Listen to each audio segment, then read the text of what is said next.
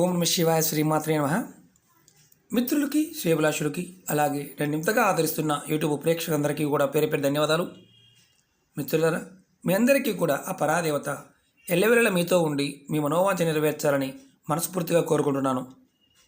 ఈరోజు మనం తులసి మొక్క దగ్గర ఈ చిన్న చిన్న ఉపాయాలు చేయడం వల్ల దుఃఖం, దరిద్ర బాధ మన కుటుంబం నుంచి తొలగిపోతాయి. అలాగే సుఖ సంతోషాలు కలుగుతాయి. అంటే భార్య పిల్లలతో ఆనందంగా ఉండగలుగుతాం. అలాగే లక్ష్మీ ప్రాప్తి కలుగుతుంది, ధనప్రాప్తి కలుగుతుంది. మనసులో ఉన్న కోరికలు నెరవేరడానికి మార్గాలు తెలుస్తాయి. ఈ చిన్న చిన్న ఉపాయాలు సిద్ధి ఉపాయాలు అంటారు. వీటిని ఎలా చేయాలి, ఏ విధంగా చేయాలి తెలియచేస్తాను.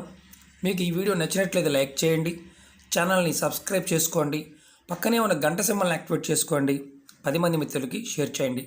చాలామంది మిత్రులు మెయిల్స్లోనూ కామెంట్స్లోనూ క్వశ్చన్స్ అడుగుతూ ఉన్నారు, సమస్యలు అడుగుతూ ఉన్నారు. మిత్రులరా, ఎన్నో దగ్గరగా 1000 ఉపాయాలు ప్రతి సమస్య మీద వీడియో చేయడం జరిగింది. మీరు నా వీడియోస్లోకి వెళ్ళండి, మీరు ఆచరించగలిగేదాన్ని, మీరు చేయగలిగేదాన్ని ప్రయత్నం చేయండి.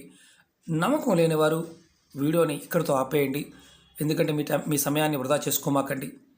అలాగే నమ్మి విశ్వాసంతో ప్రయత్నం చేయండి, ఎందుకంటే మన పెద్దలు చాలా విషయాలని మనకు చెప్పడం జరిగింది. అన్ని విషయాల్లో ప్రాకృతికమైన శక్తి దాగి ఉంటుంది.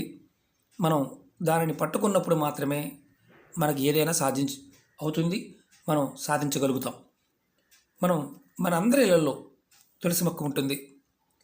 తులసి మొక్క ఆయుర్వేద పరంగాను, తాంత్రిక పరంగాను, వైదిక పరంగా కూడా ఎన్నో ప్రయోగాలకి వినియోగిస్తూ ఉంటారు.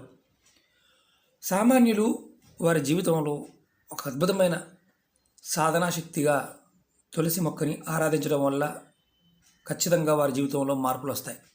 మనం ఈరోజు ఈ చిన్న చిన్న పరిహారాలని ఎలా చేయాలో చెప్తాను.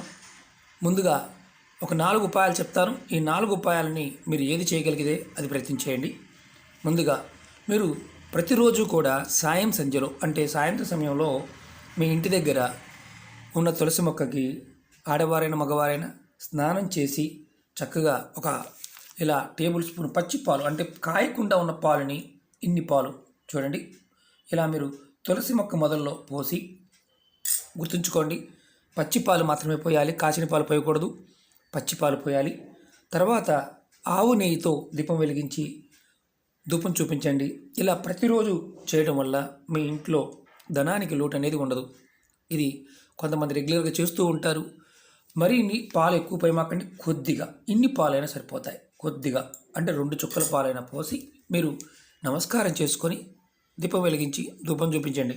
ఇలా ప్రతిరోజు చేయండి, నెలసరి సమయంలో మాత్రం చేయవద్దు, ఇది గుర్తుంచుకోండి. అలాగే మీరు ఎవరైనా సరే ఇంట్లో నెగిటివ్ ఎనర్జీతో బాధపడేవారు, అలాగే తంత్రమంత్ర బాధలు, శత్రు బాధలు ఉన్నవారు ఈ చిన్న పరిహారం చేయవచ్చు. ఇది 2వ పరిహారం.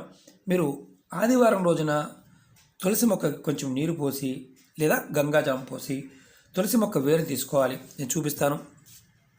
ఇది వేరు అనుకోండి, చిన్న మొక్క తీసుకోండి, కొద్ది చిన్న మొక్క అని పర్వాలేదు.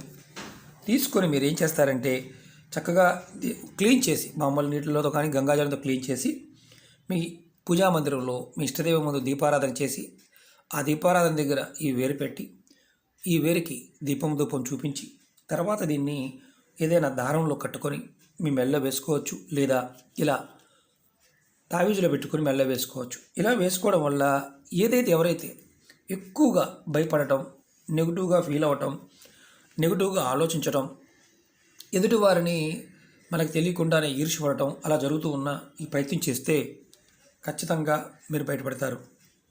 అలాగే నెగిటివ్ ఎనర్జీ మీ దరిదాపుల్లో కూడా రాదు. మీకు తంత్రమంత్ర ప్రయోగాలు జరిగాయి, అలాంటివి జరిగే అవకాశం ఉంది అనుకుంటే అలాంటివి మీ మీద పనిచేయవు.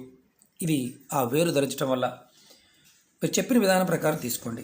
అలాగే ఈ వేరుని ఇలాంటి ఎల్లో కలర్ క్లాత్లో మూటగా కట్టి మీ మెయిన్ దర్వాజా పైన చక్కగా పైన కట్టండి.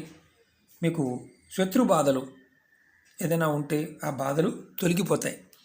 ఇది మీరు ఒక్కసారి కడితే 1 సంవత్సరం వరకు వాడుకోవచ్చు, ఎలాంటి ఇబ్బంది ఉండదు. ఇలా పెట్టుకోవడం వల్ల మిమ్మల్ని మీరు రక్షించుకునే వాళ్ళు అవుతారు. ఇది 2వ ఉపాయం. 3వ చెప్తాను. చాలామందికి వివాహం పాయింట్ ఆఫ్ వ్యూలో గురువుగారు మాకు వివాహం అవ్వడం లేదు, వివాహ ప్రయత్నం చేస్తున్నాము అక్కడ దాకా వచ్చి ఆగిపోతుంది, మాకు చాలా ఇబ్బందిగా ఉంటుంది అని చాలామంది అడగడం జరిగింది.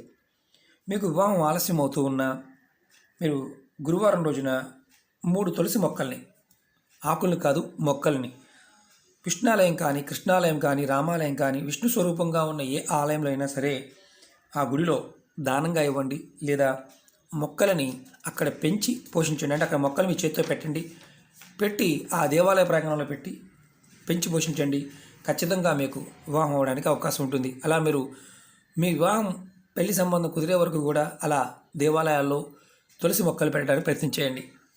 తేలికైన ఉపాయం. ఎందుకంటే తులసి మొక్క దగ్గర మీరు అమ్మవారి పారాయణం చేసినా, తులసి కవచ పారాయణం చేసినా వివాహం అవుతుంది ఖచ్చితంగా. అంతకుముందు వీడియోలో కూడా చెప్పాను.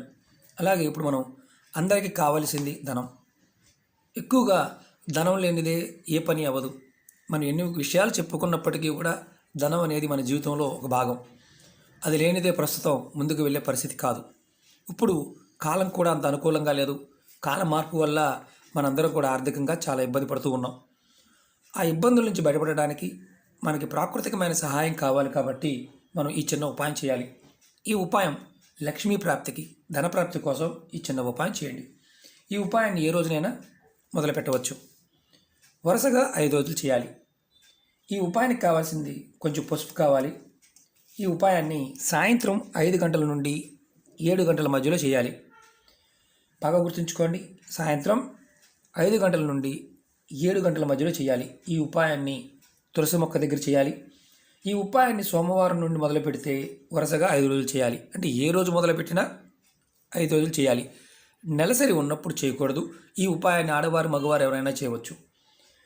సాయంత్రం స్నానం అని మామూలుగా మీరు స్నానం చేసిన తర్వాత పసుపుని, నీళ్ళని కొంచెం ఇలా పసుపు తీసుకోండి, దానిలో కొద్దిగా నీరు కలుపుకోండి. చూపించడం కోసం మాత్రమే ఇది.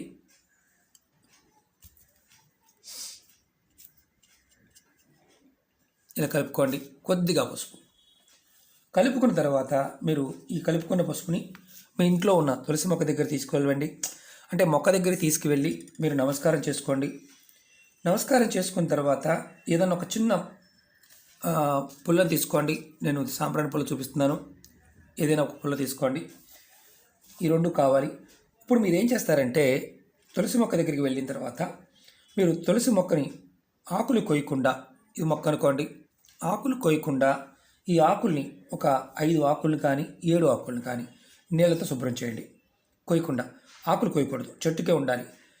తర్వాత ఆకుల మీద మీరు పసుపుతో శ్రీం అనే అక్షరాన్ని రాయండి. పుల్లతో చక్కగా రాయండి.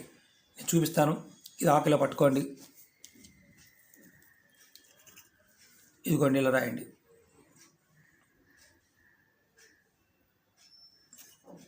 శ్రీం. మనకి పసుపుతో కొంచెం తిక్కగా కలుపుకోవచ్చు. ఇలా 5 ఆకుల మీద కూడా శ్రీం అనే అక్షరం రాయండి. ఇలా, ఎందుకంటే మొబైల్ కాబట్టి కొంచెం మీకు లైట్గా కనిపిస్తుంది. ఇలా ఈ 5 ఆకుల మీద కూడా పసుపుని కలుపుకున్న దాంతో రాయాలి. కానీ ఆకులు కొయ్యకూడదు. ఇలా మీరు 5 ఆకుల మీద కానీ 7 ఆకుల మీద కానీ రాయవచ్చు. రాసిన తర్వాత మీరు ఈ చెట్టుకి, మీరు తులసి కోట పూజ చేస్తూ ఉన్న చెట్టుకి, లేదంటే ఏదైనా విడిగా ఉన్న చెట్టుకైనా చేయవచ్చు. చక్కగా మీరు ధూపం, దీపం చూపించండి. తర్వాత సాంబ్రాణి, అంటే సాంబ్రాణి పుల్లలతో ధూపం చూపించండి. ఇలా మీరు 5 రోజులు కంటిన్యూ చేయండి. ఒకటి గుర్తుంచుకోండి, ఈరోజు ఏ సమయంలో చేశారో 2వ రోజు, 3వ రోజు, 4వ రోజు, 5వ రోజు అదే సమయంలో చేయాలి. మీరు 6 గంటలకు చేస్తే 6 గంటలకి, 6:30కి చేస్తే 6:30కి ఒక సమయం ఫిక్స్ చేసుకోండి. అదే సమయంలో చేయండి. అక్షరం మాత్రం, శ్రీం అనే అక్షరం మాత్రం పొలతో రాయవచ్చు. ఒకటి గుర్తుంచుకోండి, ఇది మీరు చేస్తున్నప్పుడు ఆకులు ఒకవేళ గట్టిగా పట్టుకున్నారు, తెగిపోయింది, వేరే ఆకు మీద రాయండి. ఆకులు శుభ్రం చేసి రాయండి. ఈరోజు రాసిన ఆకు మీద 2వ రోజు రాయకూడదు. అలా వేరే 5 ఆకుల మీద రాయాలి. మీరు గుర్తుంచుకోవాల్సింది ఏంటంటే, ఇలా రాసిన తర్వాత మీరు ఆవు నెయ్యితో దీపారాధన చేయాలి. దీపారాధన చేసి మీ మనసులో ఉన్న కోరికలు చెప్పుకోవాలి. మీకు మనసులో బలంగా చెప్పుకోవాల్సింది ఏంటంటే, మీ ఇంట్లో లక్ష్మీదేవి ఎప్పుడు స్థిరంగా ఉండాలని, ధనానికి సంబంధించి ఎటువంటి సమస్యలు రాకుండా ఉండాలి అని, మీకు ఏదైనా సమస్యలు, ఆర్థిక సమస్యలు ఉంటే వాటి గురించి తీరిపోవాలి కోరుకోండి. ఈ విధంగా 5 రోజులు చేయండి. ఈ ఉపాయాన్ని వరుసగా 5 రోజులు చేసిన తర్వాత 6వ రోజు అంటే మీకు 6వ రోజు సాయంత్రం ఈ ఏదైతే మీరు ఆకుల మీద రాశారో, పసుపుతో రాశారో వాటిని కాస్త నీళ్లు తీసుకొని ఆ నీళ్ళతో శుభ్రం చేయండి. మధ్యలోని ఆకులు రాలిపోయాయి అనుకోండి, ఎలాంటి ఇబ్బంది లేదు. ఉన్న ఆకుల్ని క్లీన్ చేయండి. పసుపు రాసిన ఏదైతే శ్రీమన్ రాసామో క్లీన్ చేయండి. క్లీన్ చేసిన తర్వాత మీరు మళ్ళీ 6వ రోజు కూడా చక్కగా ఆవునితో దీపారాధన చేసి మీరు మీ మనసులో ఉన్న కోరికని మళ్ళీ నివేదన చేయండి. ఆర్థికమైన విషయాలు ముందుకు వెళ్ళాలని. ఇలా మీరు చేయటం వల్ల మీరు గుర్తుంచుకోండి, ప్రతిసారి మాకు వీలు కాదనుకునేవారు నెలకొక్కసారన్నా తులసి మొక్క దగ్గర ఈ విధంగా చేయండి. అంటే రోజు రెగ్యులర్గా చేయలేని వారు నెలకొక్కసారన్నా ఈ విధంగా చేయండి. ఆడవారు కూడా గుర్తుంచుకోండి, నెలసరి సమయంలో మాత్రం పొరపాటు చేయవద్దు.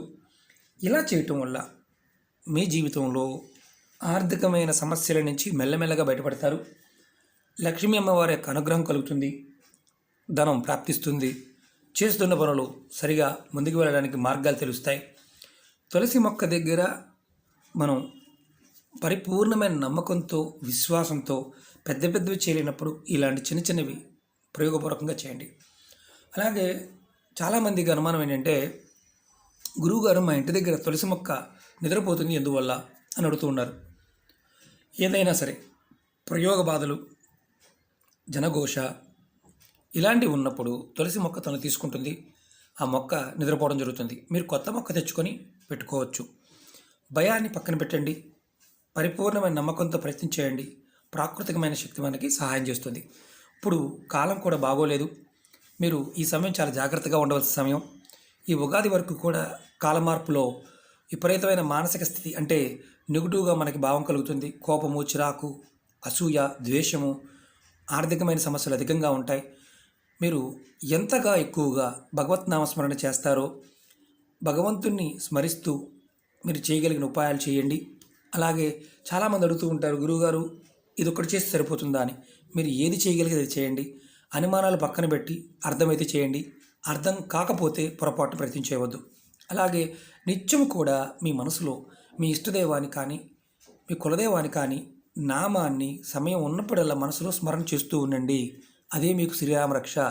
ఈ చిన్న చిన్న పరిహారాలు చేస్తూ మీరు ఎప్పుడూ కూడా ఖాళీ లేకుండా ఏదో ఒక పని చేస్తూ ఉండండి.